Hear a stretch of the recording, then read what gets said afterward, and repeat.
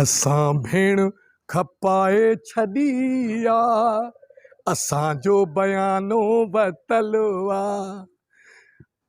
मतासिरो ॿियो को करे, इहो संग असांजो ॾिनल आ।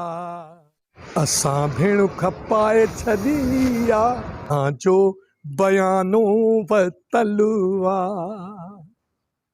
हो भा इहो छा थो पियो चवी त असां भेण खपाए छॾी आहे, असांजो बयानु वतल आहे। तव्हां न आहे खपाई, मूं खपाई आहे। ॾोकड़नि ते न्याणी खपाई अथई।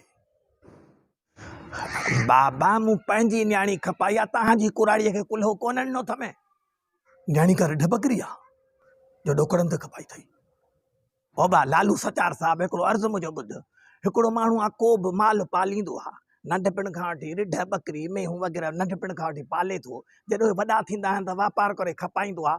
मूर समेत पंहिंजो हिसाब किताब वसूल कंदो आहे न। मूं बि न्याणियुनि ते ख़र्चु कयो आहे न, भला एब थी पियो तोखे कहिड़ी तकलीफ़ आहे।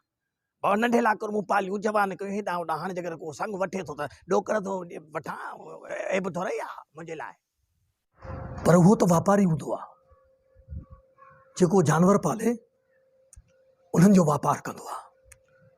तूं त इंसाननि जो वापार थो करी, लोभी लालची लूसी।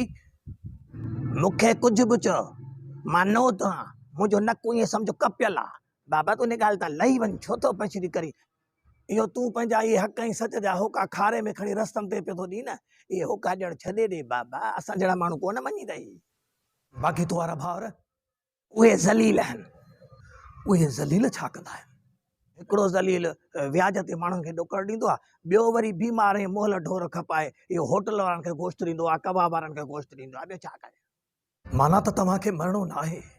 मरंदासीं ज़रूरु, पर कोशिशि कंदासीं हितां वांगुरु उते बि मुंहुं ॾींदासीं। इंसाननि जी अदालत मां त जान छॾाए वेंदे, पर अलाह जी अदालत मां जान छॾाइणु ॾाढो मुश्किल अथई।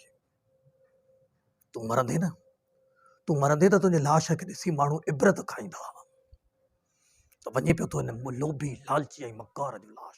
माण्हू वॾे वाक़ई ईअं चवंदा त खयूं था वञनि कमीणे जो लाश जेको धन धीअरूं खपाईंदो। न्याणियुनि जो त को मुल ई न आयो चरिया।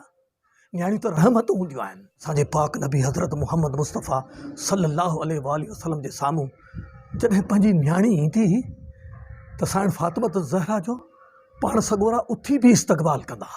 ऐं तूं कहिड़ो इंसान आहीं जो पंहिंजे नबीअ जी सुनत छॾे करे न्याणियूं थो विकिरो करी? हेफ़ हुजई, हेफ़ हुजई।